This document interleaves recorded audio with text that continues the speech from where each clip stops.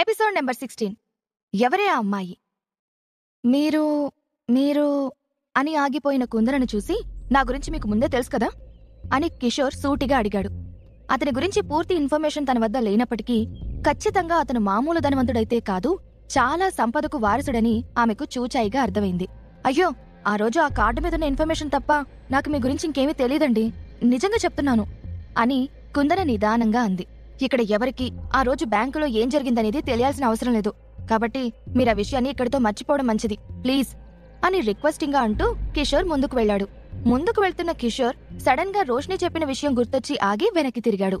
అతని వెనకే ఆలోచిస్తూ వస్తున్న కుందన అతను సడన్ గా వెనక్కి తిరుగుతాడని ఎక్స్పెక్ట్ చెయ్యకపోవడంతో నేరుగా అతని ఛాతీకి గుద్దుకుని వెనక్కి పడబోయింది. హే సారీ అని ఆమె చెయ్యిని పట్టుకుని తన వైపుకు లాక్కున్న కిషోర్ తనను బ్యాలెన్స్డ్ గా నిలబెట్టాడు.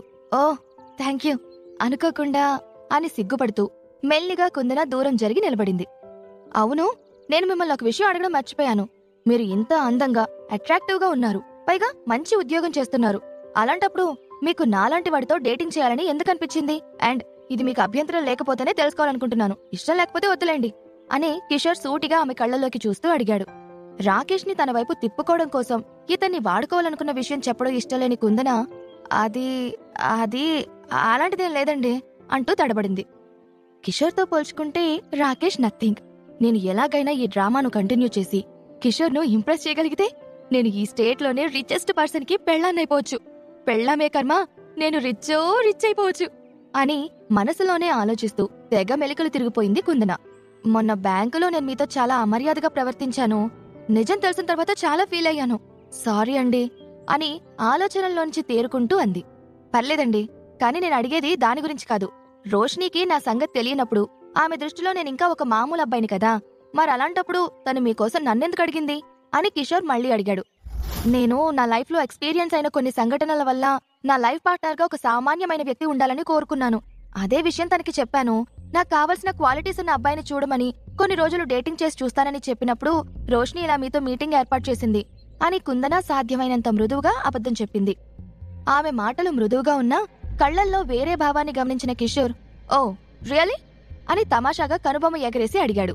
అయ్యో, నేను మీకు అబద్ధం ఎందుకు చెప్తాను? మీరు ఆ రోజు బ్యాంకులో నా బిహేవియర్ ని మనసులో పెట్టుకుని నన్ను తప్పుగా భావిస్తున్నారు అని అతని కళ్లల్లోకి సూటిగా చూడలేక కుందన మెల్లగా తల కిందకు వాలుస్తూ అంది. కుందన ఎంత నటించి తన అసలు ఉద్దేశం కప్పిపుచ్చాలని ప్రయత్నించినా కిషోర్కి ఎందుకో ఆమె మీద నమ్మకం కలగలేదు. మీరు చెప్పింది నేను కాదనను, కానీ నా ఐడెంటిటీ మీకు పూర్తిగా తెలుసు, కాబట్టి మీకు కావాల్సిన బాయ్ ఫ్రెండ్ క్వాలిఫికేషన్ కి నేను సరిపోనని అనుకుంటున్నాను. సో ఇక నేనుంటాను, బాయ్ అని చెప్పి కిషోర్ అక్కడి నుంచి వెళ్లడానికి వెనుదిరిగాడు. అబ్బా, వీడికి ఎంత పొలైట్ గా మాట్లాడినా నమ్మకం కలగనట్టుంది. ఇప్పుడు వీడు నా చేతిలో నుంచి తప్పించుకుంటే మళ్లీ ఇలాంటి ఛాన్స్ నాకు రాదు, ఎలాగైనా ఆపాల్సిందే అని కుందన నిర్ణయించుకుంది. మిస్టర్ కిషోర్, నిజం చెప్పాలంటే ఇప్పుడు నేనంత అర్జెంట్ గా బాయ్ ఫ్రెండ్ వెతకడానికి చాలా బలమైన కారణం అని ఆమె ఆగిపోతూ అతని వెనకే నడుస్తూ వెళ్ళింది. కుందన, మీ కారణం ఎలాంటిదైనప్పటికీ ఈ విషయంలో నేను మీకు సహాయం చెయ్యలేను అని కిషోర్ క్లారిటీగా చెప్పాడు. ఒక్కసారి నేను చెప్పేది వినండి. మా ఫ్యామిలీ నాకు రాకేష్ అని మా ఆఫీసులో పనిచేసే ఎంప్లాయీతో పెళ్లి కుదిర్చారు. నాకు ఇష్టం లేదని చెప్పినా వినకుండా పెళ్లి చేసుకోమని ఒత్తిడి చేస్తున్నారు అని ఏడుపు గొంతుతో కుందన అనడంతో వెళ్తున్న కిషోర్ ఆగాడు. కిషోర్ మీద తన మాటల ప్రభావం ఉంది అని అర్థం చేసుకున్న కుందన, ఇప్పుడు నేను ఎవరితోనైనా డేటింగ్ చేస్తున్నానని మా ఇంట్లో వాళ్ళకి ప్రూవ్ చేయగలిగితే వాళ్ళు నన్ను వదిలేసి పెళ్లి చేయడం ఆపుతారు, కాబట్టి నాకు ఒక్క సహాయం చేసి పెట్టండి ప్లీజ్ అని అతని చేతిని తన చేతిలోకి తీసుకుని చిన్నగా ఏడ్చింది. అయ్యో, మీరిలా ఏడవకండి, అందరూ మనవంకే చూస్తున్నారు, అయినా ఇందులో నేను మీకు చేయగలిగిన సహాయం ఏముంది అని కిషోర్ మృదువుగా అన్నాడు. నాకిప్పుడు నటించడానికి అర్జెంటుగా ఒక బాయ్ ఫ్రెండ్ కావాలి, కానీ ప్రస్తుత పరిస్థితుల్లో మనం బయట వాళ్ళని ఎవ్వరినీ నమ్మలేము.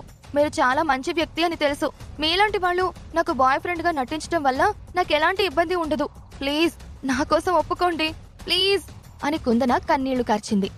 కుందన పడుతున్న ఆవేదన చూసి కొద్దిగా కరిగిన కిషోర్, సరేలే, మీకు ప్రాబ్లం లేదంటే నాకు ప్రాబ్లం లేదు అని బాయ్ ఫ్రెండ్ గా ఉండేందుకు అంగీకరించాడు. కిషోర్, నిజంగా థ్యాంక్యూ అంటూ కుందన అతన్ని ఆనందంగా హగ్ చేసుకోబోయి మొహమాటంగా ఆగిపోయింది. నేను మీకు కేవలం ఒక షరతు మీద మాత్రమే హెల్ప్ చేస్తాను, నా ఐడెంటిటీ గురించి ఇక్కడ ఎవ్వరికీ తెలియకూడదు అని కిషోర్ అన్నాడు. ఇప్పుడే అందరికీ తన గురించి చెప్పి లేనిపోని సమస్యలు తెచ్చుకునే ఉద్దేశం కిషోర్కు లేదు. భలే ఉన్నావు బాబు, నేనేమన్నా పిచ్చిదాన్నా? నేను వెళ్ళి ఆ రోష్నికి నిజం చెప్తే నమ్ముతుందా? మిమ్మల్ని ఒక పెద్ద లూజర్గా భావిస్తుంది, అందుకనేగా నాకు పరిచయం చేసింది. ఇప్పుడు ఈ విషయం తెలిసి నమ్మకం కలిగితే నాకంటే ముందు అదే లైన్లో పెట్టడానికి ట్రై చేస్తుంది. అమ్మో, అలా అస్సలు జరగకూడదు అని కుందన మనసులో అనుకుంది. కానీ పైకి మాత్రం, మీరు చెప్పిన తర్వాత నేను పొరపాటును కూడా చెప్పనండి. మీరు ఈ విషయంలో ఎలాంటి టెన్షన్ పెట్టుకోకుండా నన్ను పూర్తిగా నమ్మొచ్చు అని దృఢంగా చెప్పింది. వాళ్లు బయటకొచ్చి చాలా టైం అయినందువల్ల రోష్నికి అనుమానం వస్తుందని తిరిగి తమ టేబుల్ దగ్గరికి వెళ్లి కూర్చున్నారు. చాలాసేపటి నుంచి వెయిట్ చేస్తున్న రోష్ని ఎదురుగా వస్తున్న కిషోర్ను చూసి, కిషోర్, నీకసలు కొద్దిగైనా కామన్ సెన్స్ ఉందా? వెయిటర్ని పిలుచుకురమ్మని చెప్తే ఇంతసేపు ఎక్కడున్నావ్రా ఇడియట్ అని కోపంగా కసిరింది. రోష్ని అంత రూడ్గా బిహేవ్ చేస్తుందని ఎక్స్పెక్ట్ చేయని కుందన, రోష్ని, బిహేవ్ యువర్ సెల్ఫ్. ఎందుకని అంత హర్టింగ్ గా మాట్లాడుతున్నావు? ఇంకోసారి అతనితో అలా ప్రవర్తిస్తే ఊరుకునేది లేదు అని రోష్నికి గట్టిగా వార్నింగ్ ఇచ్చింది. సారీ అండి, తన బిహేవియర్ ని పట్టించుకోవద్దు. తనకి ఎదుటివారితో ఎలా మాట్లాడాలో తెలీదు. మీరు కూర్చోండి, ఇదిగో ఇవి తినండి అని కుందన తమ టేబుల్ మీదున్న ప్లేట్లో నుంచి కేక్ పీస్ తీసి అతని ప్లేట్లో సర్వ్ చేసింది. సరిపోయింది, ఇలానే చేస్తే నెత్తికెక్కి కూర్చుంటాడు. కొంపదీసి వీడి ఫేస్ చూసి లవ్ ఎట్ ఫస్ట్ సైడ్ లాంటి ఫీలింగ్స్ కలగలేదు కదా అని రోష్ని డౌట్ఫుల్ గా అడిగింది. రోష్ని, కామ్గా తిను అని కుందన ఎంతో శ్రద్ధగా కిషోర్కు కొసరి కొసరి ఐటమ్స్ అన్ని వడ్డించింది. కిషోర్ ఇంత సింపుల్ గా ఎందుకుంటున్నాడో, రోష్ని లాంటి వాళ్లు ఇంత అవమానకరంగా మాట్లాడినా పట్టించుకోకుండా ఎందుకు నవ్వుతూ భరిస్తున్నాడో కుందనకు ఏమాత్రం అర్థం కాలేదు. ఏదైతే ఏంట్లే, వీటి వల్ల రోష్ని గురించి పెద్దగా ఆలోచించదు కాబట్టి అది నాకు బెనిఫిట్ గానే ఉంటుంది అని మనసులోనే కొంటెగా నవ్వుకుని రోష్ని వైపు చూసింది. కిషోర్, నా కజిన్ మీద నీ అభిప్రాయం ఏంటి అని తినడం పూర్తయిన రోష్ని తీరిగ్గా నాప్కిన్ తో తన లిప్స్ వైప్ చేసుకుంటూ అడిగింది. తను బావుంది, షీ లుక్స్ గుడ్ అని ముక్తసరిగా సమాధానమిచ్చిన కిషోర్ తన ప్లేట్లో ఉన్న లాస్ట్ పిజ్జా స్లైస్ ను చేతిలోకి తీసుకున్నాడు. కిషోర్ నోట తన బావుంది అన్న మాట విని ఉప్పొంగిపోయిన కుందన, వావ్, తను మెల్లిగా నన్ను ఇష్టపడ్డం స్టార్ట్ చేశాడు అని ఆనందించింది. కానీ రోష్ని మాత్రం, వాట్, జస్ట్ బావుందా? ఇడియట్, కళ్ళు కనిపించడం లేదా? నా కజిన్ ఎంతో అందంగా ఉంది. నీలాంటి వాడికి తనకి బాయ్ ఫ్రెండ్ గా ఉండే ఛాన్స్ దొరకడం ఎంత అదృష్టమో నీకు అర్థమవుతుందా అని కిషోర్ ను కోపంగా కసిరింది. రోష్ని, అందరూ మనవైపే చూస్తున్నారు, కామ్గా ఉండు. నేను అతనితో మాట్లాడడం కోసం ఇక్కడికొచ్చాను అంతే, కానీ మీ ఇద్దరు కొట్లాడుకుంటుంటే చూడ్డానికి కాదు అని కుందన శక్తివంచన లేకుండా రోష్నిని కామ్గా ఉండమని అర్థమయ్యేలా చెప్పడానికి ట్రై చేసింది. అరే, ఇదేంటిది? నేను తనకి హెల్ప్ చేయడానికి చూస్తుంటే కుందన ఏంటి కిషోర్ విషయంలో ఇంత ఓవర్గా పట్టించేసుకుంటోంది? ఏదైతే నాకేంటి, ఈ డ్రామా త్వరగా పూర్తయితే నాకు అంతే చాలు అని అనుకున్న రోష్ని క్వైట్ గా తన ఫోన్లో మెసేజెస్ చెక్ చేస్తూ కూర్చుంది. కిషోర్, మీరు చెప్పండి, మీకు మీ గర్ల్ ఫ్రెండ్ నుంచి ఎటువంటి ఎక్స్పెక్టేషన్స్ ఉన్నాయో చెప్తారా? మీకు నచ్చిన అమ్మాయి మీకు దగ్గరలోనే ఉండొచ్చు, అంతెందుకు మీ అభిరుచులకు తగ్గట్టు నేనే ఉంటానేమో, మీరేమంటారు అని కుందన పెదాలు సాగదీసి నవ్వుతూ మెల్లిగా అంది. కుందనా, నీకేమైనా పిచ్చి పట్టిందా?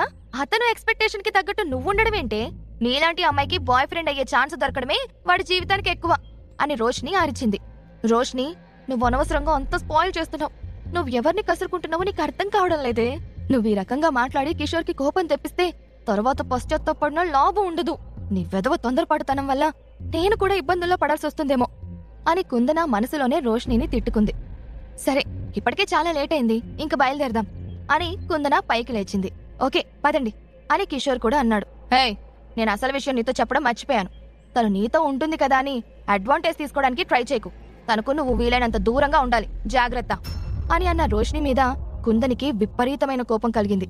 అంటే ఏంటి నీ ఉద్దేశం?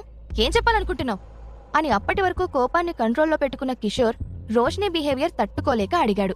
నీ మట్టి బుర్రకు నేను చెప్పింది అర్థం కాకపోతే మళ్ళీ తిరిగి చెప్తాను, జాగ్రత్తగా విను. తను ఏం చేసినా నువ్వు కామ్గా ఉండాలి.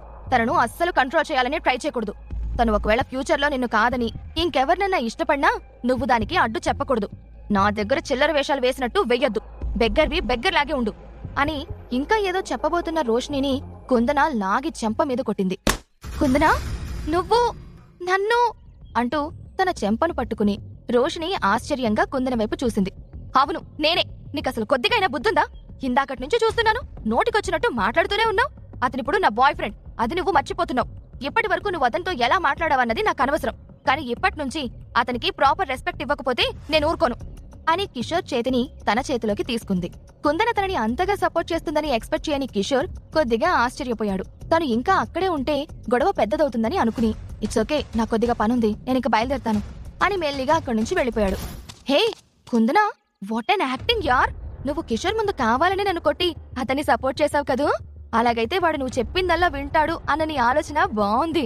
కానీ యాక్టింగ్ లో ఎక్కువ ఇన్వాల్వ్ అయ్యే నన్ను బాగా గట్టిగా కొట్టేశావే అని రోషిని పాచిన తన చెంపను కుందనకు చూపిస్తూ అంది. అమ్మయ్యా, ఈ మట్టి బుర్రకి అసలు విషయం ఇంకా అర్థం కాలేదు. నాకదే మంచిది అని కుందన రిలాక్స్ అయ్యింది. పర్లేదు కుందన, నీకోసం నేనేం చేయడానికైనా రెడీ. రేపు నీకు ఆ రాకేష్తో పెళ్ళైతే నాకు మంచిదేగా. పద, ఇక మనం కూడా వెళ్దాం అని రోషిని అంది. అక్కడ్నుంచి బయటకొచ్చిన కిషోర్ నేరుగా తన రూంలోకి వెళ్లి రిలాక్స్ అయ్యాడు. సాయంత్రం తన టేబుల్ దగ్గర కూర్చుని బుక్స్ చదువుకుంటున్న కిషోర్తో, రే కిషోర్, మేమంతా మూవీకి వెళ్తున్నాం, నువ్వు కూడా వస్తావా అన్నాడు రవి. నాకు రావాలని లేదు, మీరు వెళ్ళండ్రా అని కిషోర్ రూంలో నుంచి బయటకు వెళ్లాడు. కాసేపు కాలేజ్ గ్రౌండ్ లో జాగింగ్ పూర్తి చేసుకుని కిషోర్ కాలేజ్ బయటున్న పిఎస్ రెస్టారెంట్ కి వెళ్లాడు. అది తమ కాలేజ్లోని రిచ్ కిడ్స్ కోసం ప్రత్యేకంగా ఏర్పాటు చేసిన రెస్టారెంట్. ఇక్కడికొచ్చేవాళ్లు కనీసం వాళ్ళ అవతారం ఒక్కసారైనా అద్దంలో చూసుకోవడం మర్చిపోతారనుకుంటా. చూడు ఎలాంటి వాళ్ళు వస్తున్నారు అన్న కామెంట్ విన్న కిషోర్ ఎంట్రన్స్ లోనే ఆగిపోయాడు. అతనికి దూరంగా నిలబడ్డ ముగ్గురు అమ్మాయిలు ఎంట్రన్స్ వైపే చూస్తూ గట్టిగా మాట్లాడడంతో తన గురించే మాట్లాడుతున్నారని ఫీల్ అయిన కిషోర్ కు ఇరిటేషన్ కలిగింది. ఛే, నా పాటికి నేనేదో ఫుడ్ ఎంజాయ్ చేయడం కోసం వస్తే ఇలాంటి వాళ్ల వల్ల నాకు ఎక్కడా ప్రశాంతత లేకుండా పోతుంది అనుకున్నాడు. కాని ఆ అమ్మాయిలు అతన్ని దాటి ముందుకు వెళ్లి ఇంకో అమ్మాయి దగ్గర ఆగడంతో కిషోర్ ఆశ్చర్యంగా అటు తిరిగి చూశాడు. హే హలో, నీకు ఈ రెస్టారెంట్లో ఏం పని? స్కాలర్షిప్ మీద చదువుకునే నీలాంటి వాళ్ళకి ఇలాంటి ప్లేసెస్ సెట్ అవ్వవు, గెట్ అవుట్ అని ఒక అమ్మాయి జుట్టు పట్టుకుని బయటకు తోసింది. వాళ్లు అంత ర్యాష్ గా ప్రవర్తిస్తున్నా ఆ అమ్మాయి రియాక్షన్ ఇవ్వకుండా కామ్గా ఉండడం చూసిన కిషోర్ స్టన్ అయ్యాడు. అక్కడే నిలబడ్డ అమ్మాయి తన ముందుకొచ్చిన వెయిటర్తో, నాకు 2 plates sea food platters and 2 butter scotch thick milk shakes అని ఆర్డర్ ఇచ్చి పక్కన వెక్కిరిస్తున్న వాళ్లను పట్టించుకోకుండా తన ఆర్డర్ కోసం వెయిట్ చేస్తూ ఉంది. ఆ అమ్మాయి కాన్ఫిడెన్స్ చూసిన కిషోర్ కు ఎందుకో తను చాలా అట్రాక్టివ్ గా అనిపించింది. ఇన్ని సంవత్సరాలలో మొదటిసారి ఒక వ్యక్తి గురించి తెలుసుకోవాలి అన్న తపన అతనిలో కలిగింది. ఎవరి ఆ అమ్మాయని అడిగానాడు అని పాట పాడుకుంటూ ఆమె వైపు వెళ్తూ అక్కడ కనిపించిన దృశ్యం చూసి కిషోర్ కి నెత్తురు మరిగింది.